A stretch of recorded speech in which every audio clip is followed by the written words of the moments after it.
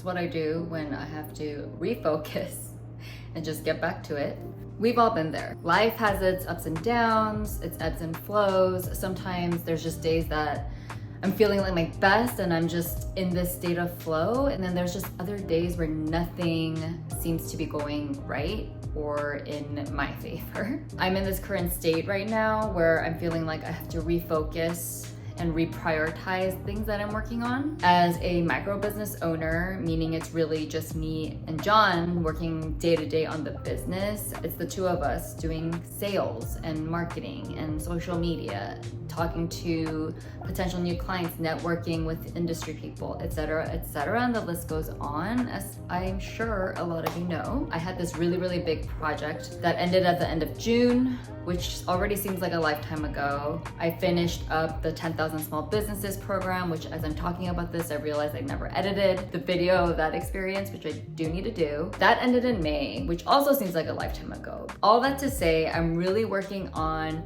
reprioritizing my tasks and next steps forward because I am only one person. And although there's so many things to do, I'm just trying to recenter and ground myself in what needs to get done, because even though I have more time now in terms of I have space freed up from the project that I was working on, obviously there's other projects coming up for the fall and things that I've kind of left to the wayside, including YouTube. I am starting to get back into it. I didn't post for 4 or 5 weeks, and I feel like in the past that would have really derailed me, but I was just able to get back into it. In this video, I wanted to share a few things that I do to refocus when I feel really overwhelmed or like I don't know what to do next. I took the time the other day to just sit down, and I thought it would take me hours, honestly, but it really just took me maybe like an hour or maybe like 45 minutes just to sit down and think about what's next and what I've kind of put on the back burner because I was really busy, but now I can bring it back to the forefront. First thing I do is take a step back, look at the big picture, and reprioritize. For me, what that means is the priority list is usually pretty much the same, but the amount of time that I spend varies depending on the season and what I have going on. But of course, paid clients priority because they paid me and hired me to work for them. So of course I have to spend time doing that. Sales is another big priority because I have to make more money, and so that's something that I have to spend time doing. When I'm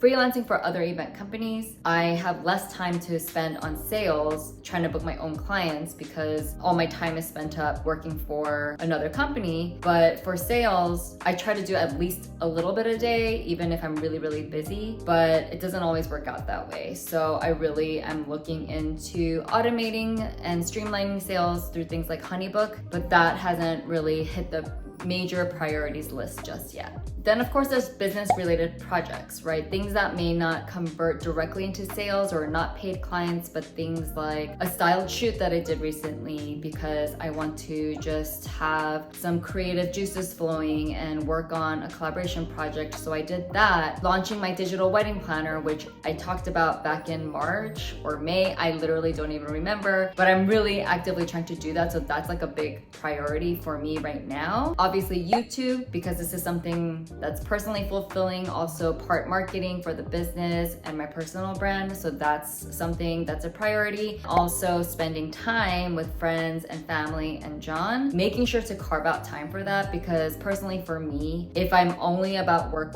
and that's all I'm focusing on, that just does not make me a happy person. I make sure to schedule time with friends and family and also meeting industry people and networking within my community as well. Number 2, I go through the motions of things that I don't really want to do but need to get back into. For instance, when I'm super busy with a project, sometimes my workout routines kind of fall to the wayside. Eating healthy falls to the wayside because I just want to eat out or stress eat or whatever it may be. And so getting back into those routines, no matter how much I don't want to do it, whether it's moving my body, just making sure I get to the gym, making sure I walk on the treadmill, whatever it may be, I do it. Maybe it's one meal a day at a time. Like if I can't do the full day, then maybe I just make sure I eat a healthy lunch and a healthy dinner, and then I have a little bit of a snack, and then maybe the next day I do the full day. So it just really depends. Conditioning myself to do the things that I don't want to do have really helped me just get back into things more quickly after a big project or even after a vacation. Because in the past, it would take me 1 to 2 to 3 to 4 weeks sometimes to really get back into the routine of things. But now, because I have really specific goals and priorities a few months out in advance, it really helps just to one day at a time,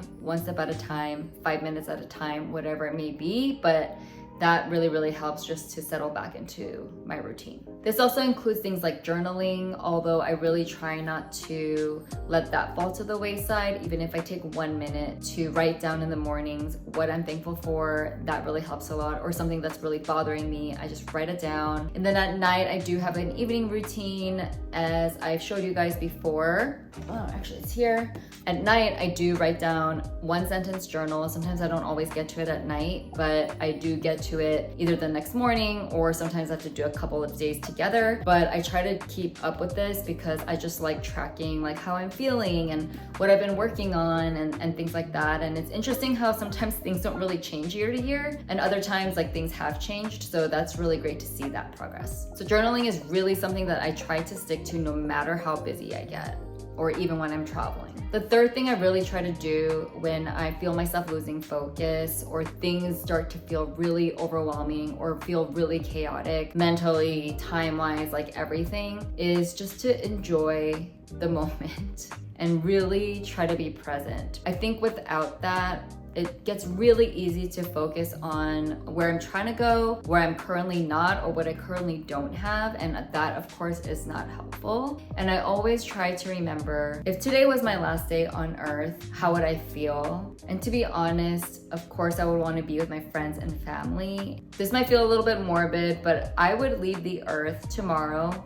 feeling happy because I spent my time with the people that I loved as much as I could, pursuing the things that I love as much as I could, really making the effort. And I really feel staying in the moment and remembering that every single action that I'm taking is really built toward that kind of fulfillment and grounding is really satisfying and rewarding to think about. That's also what journaling helps me do, is just to stay present in the moment, in today, and also learn from my mistakes and not get so bogged down in things that I didn't do or that didn't get done, a mistake that I made or whatever it is, and to move on from things that just don't serve me anymore. Whenever things happen, life is not perfect at all, so there's times that I really just need to process, of course. Yeah, shit's gonna happen, curveballs are gonna be thrown, but I think with every single time something gets thrown at me, how are we going to manage all of those emotions and feelings that come out of it and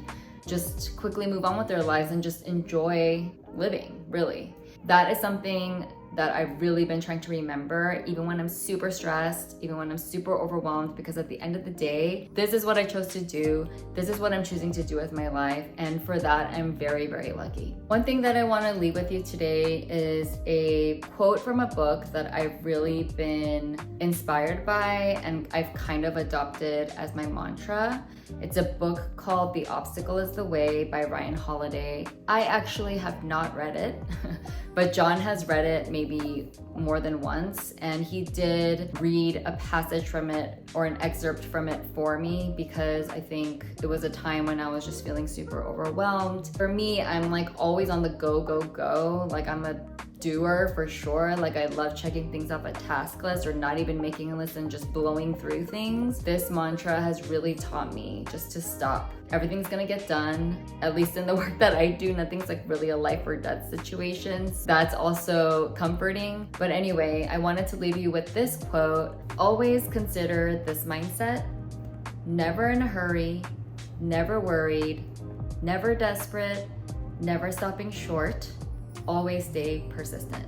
I love this passage because it's just a reminder, especially for me, like in a service-based business. I feel like with deadlines, there's just always something to be done. We have to do it by a certain time, and I just feel so pressed all the time. Of course, I always want to do my best and work as quickly as possible as needed, but this is just a reminder. Even when I'm like trying to sell to a client or potential client, whatever you believe in, I believe that the universe does work in mysterious ways and that everything is connected and happens the way it's supposed to. It really teaches me resiliency as well. I just have been living with that mantra in my head for the past however many months. Always stop and think about this passage, and I wanted to leave you with that. Thank you so much for watching. I wanted to do a little bit of a half-year check-in. I know we're past that point, but I hope everyone is staying sane out there. Next week, I will be back to my wedding planning content, really trying to figure out the flow because I love doing these life perspective videos too, which have been getting really great reception. So trying to figure out how to pepper in both, but also provide value to couples out there planning their wedding. I am going to be talking about wedding design next week, what that means. Sometimes I actually like calling it creative direction because sometimes it's not actual like design in terms of like graphic design or spatial design, but creative direction, helping you figure out how to make your wedding beautiful in your own way. So that's coming up. Stay tuned and thank you for tuning in. See you next time.